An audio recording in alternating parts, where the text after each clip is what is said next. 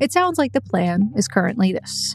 Get to the East District checkpoint, get into South District, and then from there, hopefully try and get out. I do have another idea, but...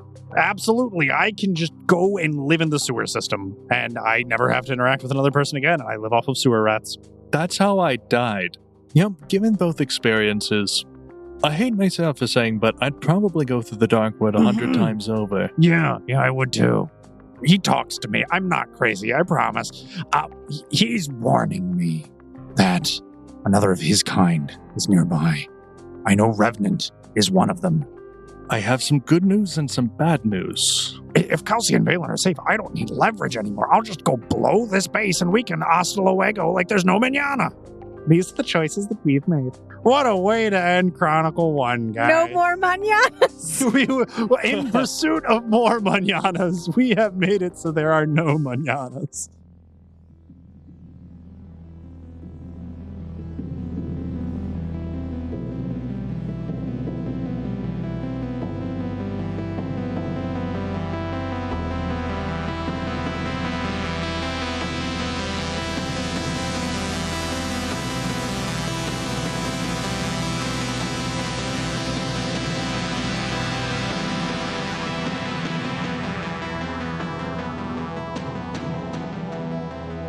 Welcome back, Foundlings, to another episode of The Gate Chronicles. This is Chronicle 1, Chapter 90. My name is Emily, and I am your Game Master and host for this series, session, episode, the writer, the person that does a lot of other stuff. I'm actually going to keep it shorter this time because we're short on time. Today, I am joined by my two players who are going to go around and introduce themselves, or like in a line, because you're in a line. Hi, it's me. My name's Jaden, and I play Finavir. He's a guy, and he does things. He was aspiring as merchant, and now he is aspiring to be alive in the near future. Aspiring to be alive. Don't we all? Everyone aspires to be alive. I hope so. He sings songs and gets on people's nerves. That's kind of his job. And I am Quentin Ott. I play Charles Smoot, the 57-year-old biology teacher with a killer catchphrase that I don't even need to finish. We all know it. We all know it. All right, all together, everybody. We are Charles Smoot, a 57-year-old biology teacher born and raised in upstate New York. So, let's get started. After much deliberation, the party departed from Tai'ja, hitching a ride on the Black Gull, a smuggler's vessel. Of course, not without a cost. Trading over their last Geysershell Pearl, they secured passage to the Artisan village of Depford and then made their way to Wolf's Lodge. Under the cover of night, of course. With the meager time they had left, Finavir would need to convince Are Charles to hand over the triangle key and hopefully not further alter the timeline. Meanwhile, Replicant Charles had plans of his own and approached Seraphius, attempting to find a way to save his life. The timeline seems to have shifted once again, the far traveler's warning, only a whisper on the breeze. Tai'ja is far behind our seekers now. With their goal to put distance between themselves and the Red Kingdom's influence and return to Lamb's Respite, they have made the decision to travel through the Forest of the Forgotten. Although recent events and dangerous revelations loom over some more heavily than others, they have carried onward. Before we truly launch into some things, I'm going to need you both to draw from my Temporal Dissonance Syndrome deck. You're going to be drawing from this deck many times throughout the course of these next few sessions. So, yes, indeedy. To draw a card. Oh, let's go. I think this card likes me a lot because I think this may have been the one I've drawn every time. What card did you pull? I drew the Void. Quentin, what did you pull? Dungeon. The dungeon. Okay, so Jaden, this is your effect. Your memories blur like ink in water. You forget who you are, or worse, remember being someone else. When you reference your name, background, or role, you must succeed at a will save against your own will DC. On failure, you confidently state a false version of yourself and believe it until corrected. In addition, the first time when you would use a class ability that consumes a limited resource like a spell slot, focus point, rage, etc., you roll a DC 15 flat check, On a failure, the ability fizzles and the resource is consumed, and you are fascinated for 1 round as you mentally spiral over what went wrong. And this is, again, only the first time you would use a class ability. Quentin, the dungeon. This place feels familiar. This is very ironic, actually. But you know it shouldn't. Your mind tries to reconcile what you're seeing with memories that aren't yours. You must succeed at a will save against your own will DC upon entering the node, which you will have to do. Do now, yeah. On a failure, you become stupefied for the remainder of the node. I got a 26 for Charles Smoot's will. Does that pass your will DC? Yes. Okay. I see some gray and 3 icons. Good. 4 icons? 4 icons. 4 icons. Stonehenge, something I don't like, and the pyramids. We are not using Hexploration. Instead, we are using my new system, nodes, because I don't like having to roll on a random table and saying, nothing happens, nothing happens. Each node is essentially going to have an event tied to it. I'm not going to tell you what the symbols in the corner mean. You're going to figure those out as you go. So, what this means is that each node equivocates to about 2 to 3 days of travel. This does not mean literally, but by the end of all of the nodes that you travel through, that will dictate how much time has passed. Although the time for the actual nodes kind of vary. So it could literally be you go to one node and then you go to the next node. It's within a day of each other. But when we get to the end of it, it'll help me figure out how much time has actually passed. I think this solves a lot of problems. I'm excited.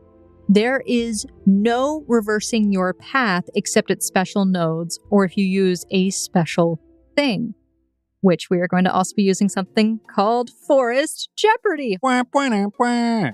So we're not using literal Jeopardy rules, but we are using a point system where you guys can buy prizes off of the board. You can get a brand new car. Welcome to Forest Jeopardy. Each node that you travel through will grant you 1 point that you can spend on the Jeopardy board. You can hoard your points if you'd like.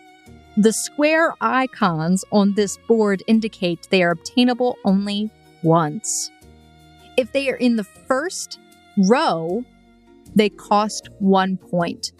If they're in the second row, 2 points, third row, 3, and fourth, etc. If they're circular, you can get them multiple times. And your categories consist of temporal, exploration, combat, skills, and utility. Would you like to read off some of these real quick? Or do you, Revelation. Reveal the closest undiscovered hidden node. Gain +1 when attempting to seek the connecting hidden path. This requires you to be in the preceding node for the hidden node. Perfection. Automatically succeed on 1 exploration check this node. And then, what has to be my favorite flavor text is reversal. So you didn't like the route you picked, eh? Well, this is your chance to nope the heck out of there. Obviously, you can only do this once. But hey, go back 1 node and take the alternative paths. Yes, you get your FJ point. This is fantastic. Thank you so much. This is like a birthday present. I gamified this so much. I decided I hate regular exploration. It takes so much setup, but I think it'll be worth it in the end. All right, Quentin, what about you? Combat. Quicken. Take 1 additional action in the first round of combat. And then there's GM Blessing. Choose one of the following, which is available for the next combat only. +1 to attack rolls, +1 to AC, or +2 holy damage. And lastly, as a tier 3, shrug it off. So you're a tough guy, eh? Shrug off 1 attack during the next combat. Declare its use before damage is calculated. Okay. Yeah. And then you have under Temporal. Belay expectations. Delay temporal dissonance syndrome effect for 1 node. Do not draw a new effect in the next node. TCG. Trade your active temporal dissonance syndrome effect with another player. At the next node, draw twice. And then deletion. Remove 1 card effect from the temporal dissonance syndrome deck permanently. It is a random pool, though, so your favorite card could go. Skills. You're crafty. Become trained in crafting. A second tier skill is Useful. Yes, this is useful. Gain +2 to all skill checks on the next node. Tier 3 is trainee. Become trained in a skill of your choice. And the fourth and final tier is retrain. Retrain 1 class level for free instantly. Jaden, do you want to read utility? Sure thing. We got lucky. Gain 1 reroll of a single d20. GM's gift. The GM will grant you an item that will be useful in the next node. And meddling kids. Make the GM reroll once. I hope these are actually good for everybody. I will make note, this is very important. You cannot use your points in Forest Jeopardy in the middle of a node. You can use it when you arrive in the node or at the end before you leave a node. Sure. Okay. I think this means we want more points, and every single one that lets us go there and go back, we're just going to go for the bonus round, right? Depending. I guess we could be low on health and resources. Yeah, there are a lot of extenuating circumstances. You know, how we haven't experienced forest sickness yet? We'll be fine. How bad could it get? How bad could it be? We've only seen people turned into half horse, half men. Oh, no, we also see people turn into, underwater creatures. Frogs? Yeah, frog people. All of them with bad health conditions. Yeah. You know, emanating from staying in the forest too long. Well, we're made of stouter stuff. What could Plot really armor. happen? Yeah, we're made out of stouter stuff. Now, I know I said I wasn't going to explain what all the icons mean. However, I'm going to suggest to you about taking that first purple path. If you don't want to, you do not have to. However, I think it will start you on your next path or your planning afterwards. That is a landmark icon. Landmarks do a special thing. They reveal 2 columns ahead. Again, they add 1 day of travel. They do not reveal any hidden nodes or paths to hidden nodes, but they will reveal anything called a story node, but not the path. I mean, I don't see a reason why not to go to Stonehenge. I'm feeling lucky. At this point, I'm the bright-eyed, optimistic Finn who's ready to take every chance. More power to you. So yeah, we're hitting that purple. Tucked among the trees stands the corroded skeleton of a metal frame tower. Its once reinforced canopy now twisted and half collapsed. Vines weave through the rebar like veins, and moss blankets rusted stairs that lead nowhere. The base of the tower is concrete, cracked and split by the roots of opportunistic trees. To either side of the path ahead stand 2 reinforced pylons, the remnants of a checkpoint or barrier long since fallen. One still bears the faded stencil of an ID code and the ghost of a shattered monitor mount. From the elevated remains of the tower, the overgrowth thins. You are easily able to get over. And you see just enough that it reveals the surrounding terrain and the forest stretching in all directions, but you have a better understanding of where your paths could lead. So let me reveal the next 2 columns. I know what my tendencies are. What are you thinking, Quentin? After having gotten back from the stone tower, having gathered a lay of the land and been able to roughly map out the area ahead, Charles Smoot would turn to his party in order to deliberate. All right, gang, I think we need to make a very important decision. That being what exactly our goal is in being here, because while there does seem to be some very intriguing things up ahead, and I mean, at the end of the day, we are seekers. This is what we are trained for, and this is kind of how we make a living and profit in this society. We've barely made a living, I gotta say. And maybe this is our opportunity to do so. The question really becomes, what is our priority? Are we here to potentially gain more information and beneficial relics? Or is our objective to get back to Lamb's Respite as soon as possible? If I may offer my thoughts. That's why I'm talking to everybody. Yes, but I preface this as it may be a little controversial. I'm not sure. Whether or not what you're about to say is controversial. The way I see it, we left Tai'ja for 2 reasons. One, we caused a bit of an uproar and probably needed to get out of there just for the heat of having eyes on us. But even if that wasn't the case, we have another reason. We have goals loftier than what we're capable of. We want to get CC back. We want to get Amali back. I'm sorry, what? Do we even know where he is? We are not strong enough in resources, in knowledge, to attain the goals we have in front of us. I think we should take every opportunity to expand our resources, our knowledge, skills, and experiences. That being said, there's no point in gaining resources if we're not around to use them. I say we regularly check up to assess threat management, but as we are traveling through the woods, I believe that it will be a great number of opportunities for us to expand our experience, whether in combat or to find relics, useful information.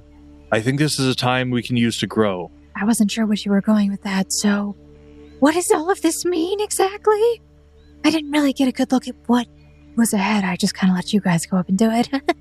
Well, we were told that we see ahead, but I don't know that we know what those things look like. While I do not disagree that we need to gain resources, gear, experience, allies, do already have allies. And for them, we have relatively important information. Information that would assist them in some expediency. Okay, how about this? We go north, but if we fail, we also go south. I suppose. I mean, yeah, there would be no reason not to, I guess. Yeah, we'll try to pass. So, north it is. Okay. You go to the northmost node. Welcome, gentlemen, to your first puzzle node. Ooh. There is a puzzle to be solved here. Solving the puzzle will advance you. You pass and you go forward. Failure to solve the puzzle, and you get set back a little bit. You don't go as far forward as you'd like. At the first leg of your journey, you are riding through the forest. It is brighter here. You can hear the sound of birds chirping overhead, and as you are moving through this forest on your mounts, because you're all on your elk, you come out somewhat of a clearing. To the north of you, as you're riding out, you come upon what appears to be almost like an 80-foot cliff and the sheer drop that goes into that ravine. There's a hill that slopes up to your left side, up the side of that cliff. So there's the cliff, and then there's like a hill that slopes that you can go up. On the hill, it looks like there are crumbling remnants of concrete stairs that are peeking out from underneath of moss and mud. And you can see that they almost lead up to a ruined building that is sitting on the crest of this hill, kind of overlooking the cliff. You can hear down below in the ravine, there seems to be a trickle of a stream. It's like there were stairs there once, and then there was a rock slide that kind of covered it with dirt. It's a hill that remembered stairs. It remembers having stairs once, but yeah, now Okay. there's dirt and moss mostly. The pre-blazed trail. Let's go. We begin ascending the definitely not stairs. Okay. You ride your elk up this hill. The slope is somewhat sharper than you would expect. And in fact, as you are riding up, you can see, because you're getting a little bit closer towards where this cliff is, you can actually see there seems to be bits of rusted metal peeking out. And as you look down, kind of looking back, you can see that there's just obvious signs that this is a man-made channel of sorts. And all the way at the bottom, you can see there appears to be a boat resting in a muddy slough. Getting up closer to this building, you start to realize and recognize that you've been hearing this low rumbling sound and a creak of metal. We may be outside, but I'm getting the same sensation that we had when we were in that ruined city in the Seeker's test arena. And what sensation is that exactly? Like everything's falling apart. That's typically what ruins do. Yeah, but we're on the ground. Ground doesn't feel safe. Can we make a perception check to determine the source of this, quote, low rumbling and creaking of metal? Is it coming from the building? Is it coming from below us? You can tell that it seems to be coming from up top where the building is, but not from the building directly. Okay. When you reach the top of this hill, you can see that this building, while crumbling, stands somewhat resolute. And beyond it, probably about 60 feet away, you see another sort of man-made channel. It does not look as though it is as deep because you can see what appears to be a slow pooling of water along with what appears to be like a dam of logs and other debris that have pushed up against the opposite side of this cliff. Imagine the resources it would take to move this much earth. Well, thankfully, we don't have to because someone else already did. If you want to try and identify what this is, you could attempt a specific recall knowledge or appropriate lore. If you have Lore Seeker, I think the check would be easier than if you rolled survival, but you could attempt a survival check as well. Total 18 for my Lore Seeker. Must be a dam of some sort. Charles Smoot would begin to dismount Cerulean. Okay. Cerulean, stay here for a minute. I think that there's going to need to be some sort of mechanism we need to actuate. This appears to be a giant channel, but all of the water is currently being blocked by that cliff over there. I don't think that is a natural cliff. I believe with channels you have levees. There may be some sort of mechanism to lower the wall and let the water course through so that we could use it like a river. And use that muddy boat over there that we passed some time ago and we could go get. It seems like a safe enough area. It may be worthwhile to send 2 people down there to secure the boat. Okay, so how about this? I'll go with you, Mr. Smoot, and not climb down the thing to check out the boat. Well, I mean, if we're looking for the most athletic individuals to be doing the climbing. You're right.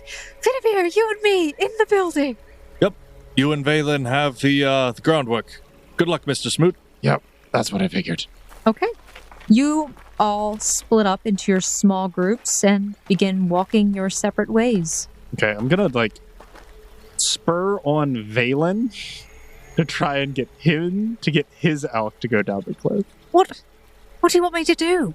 Okay, these are mystic elk. I don't think you understand. They know the forest better than we do. They were astonishingly good at climbing, and I don't know if it would make it easier or not, but maybe just, give it a go. Give it a whirl, give it a try. And if they don't like it, don't jump off the cliff. See how they're feeling. Well, I have a question for you. Yeah. Why not just use that ladder? Oh, why didn't you start with that? He gestures, and you can see where he gestures to. Does it look stable? Roll a perception check. Or decrepit? Because everything else seems incredibly run down. Wouldn't it be nice if there was a ladder in a briefcase of sorts? It was nice and convenient. 10-foot ladder. It was a 10-foot ladder. This is a 80-foot cliff. But then you just need 10 of 23 total for Charles Smoot's perception check. It looks fine. It's like one of those ladders that is inset into the wall, and the rungs are almost inserted into the sides themselves. Like it's a steel beam of sorts. All right. Let me go first, just in case anything goes south. All right. Well, sounds good. After you. Once I'm about halfway down, I'll call up for you, and you should be good to descend. Okay. So, Charles Smoot will attempt to descend the ladder. Okay. You start your descent. So far, you've climbed down 20 feet, and it seems pretty sturdy still. Okay, but we're stopping at 20 feet, so that means that Still sturdy. As you go down another 20 feet. Uh-huh. Very sturdy. Okay. Well, very sturdy is an improvement. So it got sturdier the further down I went. It's showing respect out of fear. I am intimidating the ladder into behaving itself. My die is weighted wrong. Well, that's good. It's weighted in our favor. I don't think you understand. Good different dice. There are plenty of dice. Give it a good shake. 8 times? 9 times? 10 times? Okay. I feel better now. Okay. All right. Where was I? You were at 40 feet now? I was at 60 feet. It was good, very good. Okay. Last bit. Okay. As you are stepping down off the last rung, it seems to come loose. Breaks off. Ah! Oh, okay. Well, at least that was only like a 2-foot drop. Hey, Valen! I thought you were going to stop at like halfway. Well, yeah, but it went good, very good. And I kind of got just caught up in all the winning we were doing. The winning. All right. So, just watch the last step. okay. So, that's fine. His voice is like echoing slightly from the top. He starts climbing down. He climbs down without any issues. So, you both are in this muddy area. It seems like there is a very slow creek that is running through this lower half. And it is just lazily traveling along through this channel of sorts. And you can see the tugboat a ways away. I begin to approach. Okay, you approach. It looks like it's settled in the mud a little bit. Overall, it looks a little rusted, but it could maybe float. Fairly large. Large enough to fit 4 elk. Those are 4 large creatures. You're not 100% on that. Maybe they can swim. Charles Smoot would get into the boat. As it is a tugboat, he would attempt to figure out by what mechanism it operates. Okay, you try and climb into the boat. It's still a boat. It's got a little bit of height. It's a very, very easy check, though, but give me a little bit of a climb. Yeah, let me give you a little bit of an athletics here. Is it athletics? Yeah. Oh, yeah, it's athletics. Total 28 for Charles Smoot's athletics. Yeah, you climb without an issue. As you climb in, you feel as the boat sinks in a little bit more into the mud. All right, we're going to refrain from putting any more people's fat behinds in this vessel until we can get it afloat. Yeah, I was going to say, my feet are sinking into this mud. It's kind of... ugh. Yeah, I agree. Definitely not the best of places to be. What we're probably going to want to do is fasten a rope to the stern. That way we can hold on to it and kind of steer it just in case the water begins to rise too quickly. That way we make sure it doesn't float away. All right. You have 80 feet of rope. You have more than 80 feet of rope. I have 50 feet of rope. You have 50 feet of rope. Who carries more than 50 feet of rope? I don't know. Who would ever think to have more than 50 feet of rope? Maybe they need a movie. We need a movie-length amount of rope. Jaden's like, yes. I just need another D&D movie. The last one was good. We need more. All right. I also have 50 feet of rope. Didn't you cut your rope? I did no such thing. That sounds like a Finavir thing. I think your rope was cut at one point. Somebody's rope was cut. Someone's rope's cut, but until we have notes or confirmations, and you leave it in the comment section down below, If there is a comment section. tell us if our rope is cut, because you, the listener, would know better than us. Okay, so if we fasten our 2 ends of the rope together, we should be able to tie the front of the boat off and then hopefully fasten around a tree up at the top of the cliff. All right. Sounds good. So, you're going to tie the knot. Yes, that is what I am fairly proficient in. All right. Go for it. Give me some knot tying. I need 2 separate survival checks for the appropriate knots. A 27 and a 25 on Charles Smoot's survival check, respectively, for each knot. They seem pretty secure. Now, to tie these at the top. Yeah, who's doing that? We're both going to have to go back up there anyways. Right, yeah, so let's go. Okay, All right. So, ladies first. me first. All right, fine. As Valen is beginning to climb, one of the rungs kind of slips out of place, and Valen falls down 40 feet into the mud. Ow. Ow! Hello, are you okay? I think I broke my ass. Well, thankfully, your ass is actually mostly made out of muscle and fatty tissue, so it can't be broken. I mean, I would offer to, ascend first and then have a top rope and you have a carabiner attached, but at the same time, we're currently using our rope. Oh, we didn't think this through, did we? Valen, you gotta be more careful than that. I'm sorry. I didn't know the pole was going to come out of the hole. Gotta be ready for anything. Why didn't you try and, grab one of the other rungs? I did. It's somewhat slippery, though, from all this moisture that's in the air. All right, maybe you try again. This time, more carefully. I'm not trying again. How about you try again? If you're not trying again, how are you getting out of the channel? I am going to sit here and let my ass recover from the impact that it just had. Okay. All I'm hearing is that your butt hurt, and I'm moving on.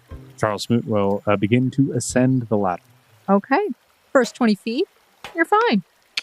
Second 20 feet, it's when you reach The exact same rung. 60 feet Oh no, that's high. that you feel as another rung begins to give way under your weight. Please, for me, you can attempt to grab a ledge if you would like, otherwise you're falling. I would definitely like to try and grab a ledge with a total 27 on my acrobatics check. When you grab onto that rung, it too breaks. Would you like to try? Grab on the next one. 20 total.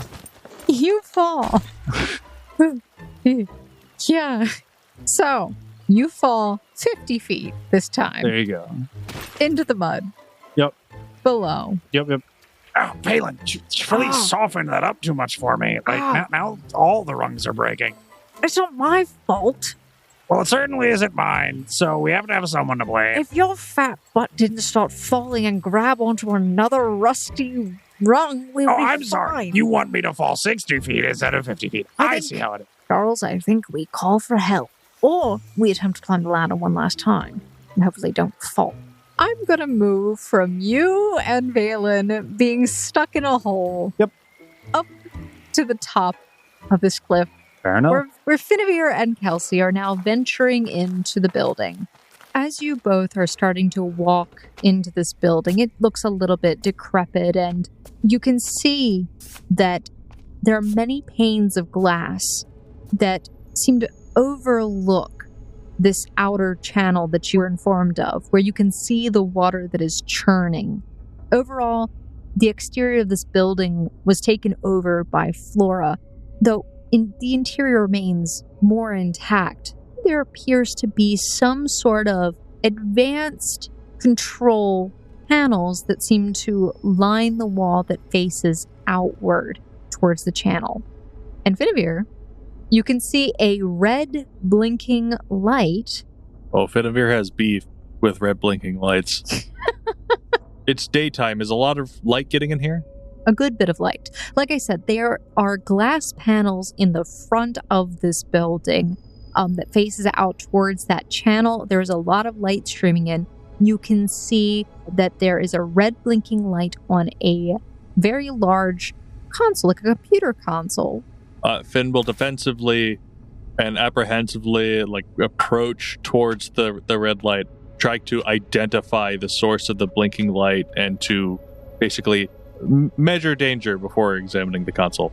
I think if your character is trying to identify what this is, I feel that a appropriate lore like Seeker would be good for your character to use. Yeah, actually, that sounds great because it's easy to see in here. It's more of an understanding. That is a 19. It could be some evil, spoopy stuff over there. Honestly, the reality of this is beyond you, dangerous. Especially with all you've seen. Electronics, man. He is going to lurch at the red dot to grab it with violent intent.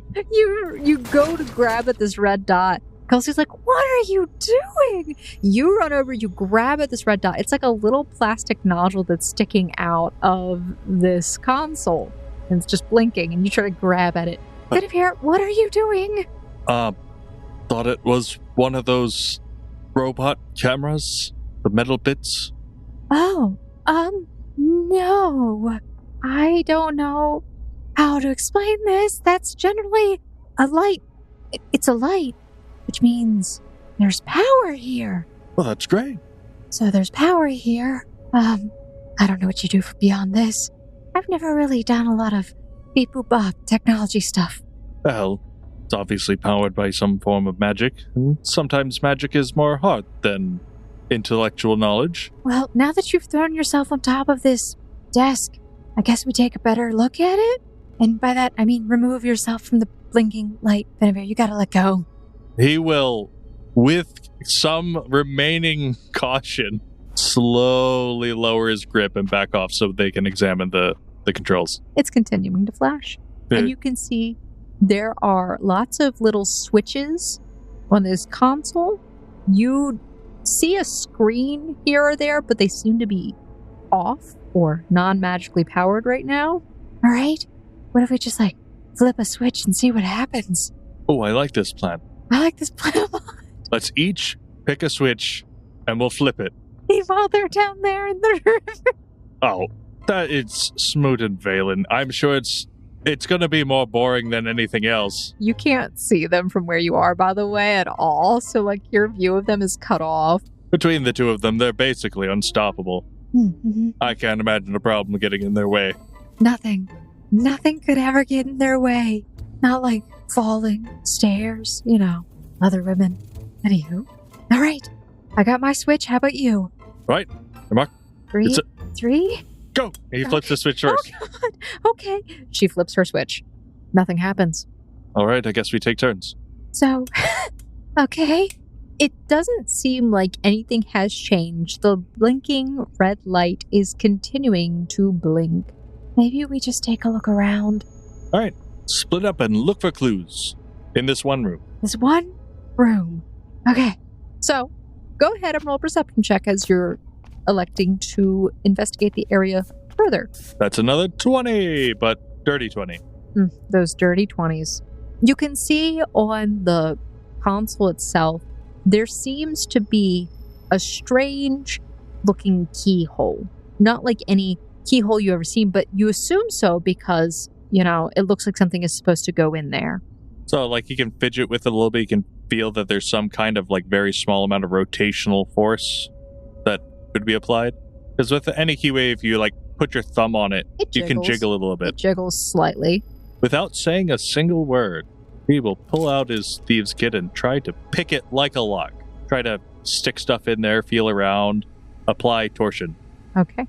This is going to be a very difficult check, as this lock would be considered, for your tools, above grade. I would say it would be an impossible roll. That's fair. It looks not like any keyhole you've ever seen. So your character, Finavir, doesn't know how to pick it. It doesn't even look like your tools would fit in it. It's almost like a circular piece with a tiny knob at the top. So it feels like something has to go all the way around, a special type of key. All right. If that doesn't work, then he'll start hunting around for anything that might look like that, if by any chance it's in this room. As you were turning away to walk through the room, you noticed that there was a red kind of metal box on the floor. Kind of caught your eye as you were still moving through the room. And over on the far wall, you see that there seems to be a framed photo that you can see is covered in years of debris, years of just dust and grime. Always the one for narrative intrigue. Finavir will examine the photo. Okay. Or he'll take it off the wall if he can. You'll take it off the wall? Yeah. Okay. You walk over and you see that there is this picture that's hanging there and it's slightly crooked. There's dust over its surface, and as you lift it up and you start wiping away the grime, you see that the picture seems to show 4 men, each of them wearing identical uniforms and hard hats, and they're all standing there arm over arm, smiling towards the viewer. It does seem like this picture is really well preserved. When you lift it up, you can see that there is a metal inlaid box that it seems to be stuck into the wall. It doesn't look like it can be taken out. And it looks like it has a 4-digit combination lock on it. But hold that horse real quick. We are going to go and quickly check back in on whatever is happening with Valen and Smoot at the bottom of this ravine or whatever. Charles Smoot is going to less hastily attempt to climb the ladder, but before he bears any weight, on any rung, he's going to check its stability first. Okay. Roll your athletics to climb. Total 34. Charles Smoot's climb. As you were climbing, you managed to make it all the way up without any real difficulties. You feel as though you were even checking them as you were going, that all of the unstable rungs have already been broken and removed at this point. It just might be a little bit more haphazard. All right, Valen, you know what they say. In order to make an omelet, you gotta crack a few eggs, but I think we got all of the bad ones out of the way. Right. Okay. We don't have to climb back down, do we? Now that we have it tied? Yes, I've got the rope on me, and then the other end is tied to the boat, so when the water raises... I do like that this is a movie length of rope right now, because you had to go 100 feet over and then up. Yeah. You're like having to trail really close to the edge of the rope. Right. All right. I'm coming. All right. Oh my god. If you do it right, and you don't mess up, it just works. When you try your best and you don't succeed. Oh, thank God. He climbs up the last rung, just shaking a little bit. Oh, I hated every bit of that. But you made it, and that's all that matters. I have a bruise on. I don't know if I can ride the mount for a while. Well, we're going to be riding in a boat for a while, if everything goes well. I just realized it's like he'd ask Kelsey to heal him, but it'd be touching his ass. Kelsey, I have an extraordinary favor I need to ask you. Might not be that extraordinary. We've held hands already. Anyhow. This is the next level of elevation. Ooh. Holding ass. All right, so... Jane liked that a little too much. We're tired. Okay, you've climbed up. You have the rope. You've got your 2 elk there. What you doing with that rope? I would just tie it around Cerulean and tell him to sit. To sit? Give me a nature check. You best believe it. He does not know sit. Yes, he does. This is one of the tricks I taught him. Is it in his tricks? Where's Cerulean? Show me Cerulean. Where's my boy? Where's my good boy? He might know stay, not sit. He definitely knows stay, because that's been the only thing you've ever used. Then I will roll a nature to tell him to sit. Let's go. That's a 24. That'd be against his will DC, I assume. He looks confused and slowly lowers his rump onto the ground, and you see he's sitting there with his legs splayed out. It looks completely unnatural. Maybe lay down. Roll a nature. 21. Still How do you coax him into laying down? Some oats. They're on the ground. The ground is down. He lowers himself down and is eating oats. What did I just witness? Training, Valen. Have you never trained a dog? You've got to do it one step at a time. That's not a dog. That is an elk. He's just a big puppy. Oh my. We're going to get you a dog so we can have comparison, right? We should go check on what the others are doing. I need my butt healed. Cerulean, stay there. And I just fasten the rope kind of around Cerulean. Okay. We'll be back. Where do you tie it on him? That's harness. Yeah, he has a saddle. Okay. Yeah. He just manages to undo the saddle. And then I go catch up with Finavir and Kelsey, so we would run into the building. You walk in as Finavir is kind of holding this picture and just looking around. Smoot, how'd it go? Valen fell on his ass a couple times, but, What? I didn't... Hold on. You fell the farthest. Wait, off the cliff? It was only 50 feet. It was only 40 feet. How are you still standing?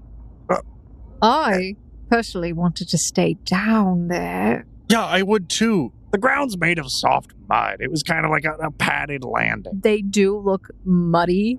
Their clothes are very dirty right now. Are you guys okay? Do you need, a minute? Do you need some help? No. Are you sure? By all means. I think we could maybe help you recover from some of your wounds. I think... I would gladly. No, Valen, you're fine. Well, we just need a good night's rest. Right, a good night's... I would really prefer... A good night's rest. So, what do we have in here? The control room, I'm assuming, for the gate? Well... The gate? There's a gate? Not that kind of gate. Oh, God. Like to lower the levee wall of the channel, I'm assuming we probably have to pull some levers, do some cranks, blow some bells and whistles. Oh, yeah. There's a control panel over there. You see that whole wall? Yeah, the blinking light is not an enemy. Not an enemy. Are we sure about that? Yes, we checked. Yep. It's also powered, but off. Have we tried powering it on? We did attempt. It didn't go so well. We did try to flip some switches after realizing you guys were down there, so it's a good thing it didn't work. You know? Wait, you tried, actuating the control panel while we were in the channel. Okay, you did just come in here and ask us if we turned it on. We're just answering your question. Exactly. Also, I found what might be the oddest keyhole I've ever seen, and there seems to be a box that was behind this very lovely painting. They have your pants, I think. My pants? Yeah, your I know this is 100% not what you were going for, but we need a 4-digit numerical code. Yeah. There are 4 people in the picture. Yeah. The only thing that I could think that would indicate numbers, because I don't see any numbers on their clothing or hard hats, is the number of open eyes. Or ages. How are we going to know their age? From Vibe. We're going to vibe chat. Okay. 3142. 4-digit code. 3142. 3142. What does that mean? Are you saying they're all between the ages of 31 and 42? What all does 3142 mean to you, Jason? 3 is the third oldest. 1 is the youngest. 4 is the oldest. The only other thing of note is that the oldest looking gentleman, if you would, is wearing an orange shirt. And there's also this red box that hasn't been looked at yet because I got really distracted by the painting. We didn't look at the red box? There's Nope. a red box. Wait, was that the red box that was behind the painting? No. So the 2 separate boxes. Yeah, this one right over here. He Okay. points to a red box on the floor. It looks like a toolbox to you. Okay. I guess we will just start rummaging through the toolbox then. You open the toolbox. You see a number of tools in there, and you also spot a piece of paper. What's on the paper? You pull it out. Jones, I assume you're reading this because you forgot the code again. I had a feeling you would. So, I made sure you would find it in a place you'd never forget. Always remember, the first 9 are the most important. Maddie. Okay. The first 9 are the most important. Put it somewhere you wouldn't forget. Are there any hard hats here? Are there any hard hats here? You can see that there are a few. Can we start rummaging through the hard hats to see if there are any additional papers or inscribed numbers? Look on the inside of the hard hat. You look on the insides of the hard hats. There's only a few of them here. They seem mostly degraded. The foam has broken down a good bit. There's a faded picture in one of them, but you don't see anything else. All right. Let's see what's in the faded picture. There's nothing on the faded picture. Oh, As it's it's just faded. that faded. Are there work uniforms? Doesn't seem like those are left here. Could I roll a... Would society be the correct check, maybe, to be able to infer what the first 9 is in reference to? Because the only thing I can think of is golf. But none of these people look like they golf. It's weird, right? No, it's not weird for me. I'm just trying to think without, I think you need to look in a place you'd never forget. You've been given several items and indicated certain items. Things that you weren't going out of your way to look for. Those are all your pieces. That's all you need. There's the control panel, toolbox, portrait. Yeah. There's the lockbox. And the console, technically. Sure. You could check the back of the portrait. Bottom of the box. You could check the back of the portrait. Sure, you check the back of the portrait. And as you turn it over, you see written in kind of like marker the initials J-A-M-R. Jammer. Jammer. The letters are too far out to be associated with an alphanumeric No, it can't be code. alphanumeric because it's a 4-digit code. And even if we could guess the other 2 guys' names by vibe, I don't know that would help us in this. I don't think it would either. By vibe. Yeah, by vibe. That's just Jones, Andrew, Maddie, and Raymond, you know? Raymond? Yeah. Or Ryan. He looks like a Ryan. Yeah, he kind of looks like a Ryan. I thought it was a cute picture. It's a very cute picture that It makes me want to go watch a Studio Ghibli movie. I thought this was going to be too easy. the first 9 holes of golf? Like, what are we talking First about? 9 hours of the day? He put it in a place you would never forget. This was a reminder for somebody. First 9 kids are the most important. And the 10th doesn't matter anymore. No. Like, you've already done enough to populate the world. This is not as hard as you're making it. It's great. Okay. I'm not going to sit here and give you the answer because this is technically, you've been given 2 hints in game already, too. I feel that if you can't decipher this, that would be considered a failure. Sure. Yeah, that's fair. What is a place you would never, like, is there a bathroom or something in here? For me, a place I'd never forget would be some place that I interact with most often. Frequently. So, Yes. I mean, the hat was one idea, but it's not guaranteed. Right. This picture was one idea, but the only thing on the picture is the initials. For me, it's like right by the door as I come in and out, but that doesn't seem to be like a relevant type thing for this. I mean, we already asked to search around the room for any, like, numeric symbolic. yes, and we were given the hint that It's- just what we have is all it's that we one need. of the 4 pieces that we already have. But all we have is the console itself, the toolbox, box we need to open, and the paint. I don't like how Maddie's winking at me. It makes me feel stupid. It's like, hey, the answer's right here, dumbass. Wonk. Could be the first letter of each name and what order they appear in the alphabet. Could still be 1, 2, 3, 4 rearranged. So A would be 1, which would still align with the age theory. It'll be 2, 1, 3, 4. So you try to put in 2, 1, 3, 4? Yeah, it looks like the group's kind of putting their head together. This is the best that Vin and Smoot came up with. We punch in 2, 1, 3, 4. Okay. You punch it in. And by punch it in, you turn the dials and you go to try and open it. Doesn't seem to budge. I don't think we're going to brute force the code. I feel like we really need to ascertain what the first 9 are most important is in reference to, and a place you would never forget. And those 2 things have to be related, because the first 9 are the most important is presumably indicating the place that you would never forget. I will say, I think we're overthinking it a lot. I'm not even joking. First 9 numbers are most important. There's only 9 digits on a wheel. That's why the first 9 are always important, man. But that's not what that's in reference to. I think, We fail and move on. hey, we fail forward. No, we fell backwards into more woods. Listen, but that's more points for Forest Jeopardy.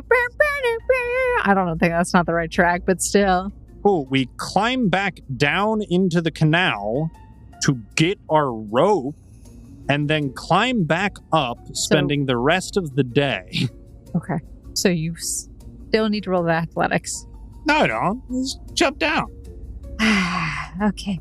That's it. We're just going to cut it right there. Fade to black. That's the end of the episode, everybody. We'll see you next week on the next episode of The Gate Chronicles. Thank you, Foundlings, for listening to this week's episode of The Gate Chronicles. We're so glad that you joined us. And if my voice sounds much brighter right now, that's because at the end of the episode, when we recorded this, it was really late at night and we had not done a recording in a while. So we were a little winded, especially because we had some difficulties with the puzzle and frustration. I messed up. I probably should have made it a little bit easier, but I've learned a lesson. So whatever. Hey, but at least the content is there and you get to listen in and enjoy the storied part. We do want to give a big thank you and shout out to our patrons, Stephen Howland and Jason Lillis, who have been supporting this podcast for a long time now. Thank you so much, guys. We are grateful for you. We love you. Maybe someday we can do something together. Who knows? We'll figure something out. Anyway, beyond that, if you want to support the podcast, you want to get a shout out, whatever, consider donating to our Patreon. And if you're not able to support us that way, there's so many other ways you can. By joining us on our Discord just to hang out, you can also, tell a friend about us. Share this podcast with others because people listen to a lot of shows just because of word of mouth. You can support us in so many ways, and just consider doing that. And also, in any app that you're listening in, or if you're on YouTube, just make sure you leave us a like, comment, or a rating of some kind to help everyone see that we're awesome. So, beyond that, though, let's continue on with our shout outs to Michael Gelfie of Michael Gelfie Studios, Yvonne Dutch, Scott Buckley this time around, Epidemic Sounds, and Artlist Artists. Thank you guys so much for the music and ambience that we used in today's session and episode. All of their links are in the description below. Consider checking them out and adding them to your repertoire for your own sessions. And before I do a cutaway for today, just as an FYI, we are working on another show, another little something. It's going to go on our Patreon first. So if you want to get the first access, consider joining our Patreon. It will be released there until its completion, and then it will be released publicly. That's also what I wanted to add on. But yes, now there is nothing else from me. You're going to have a great week. You hear that from me. But anyway, thank you again, Foundlings, and we'll see you next week on another episode of the Gage Chronicles, or maybe like another show. Who knows? All right. Bye. Smoot! Bye, guys!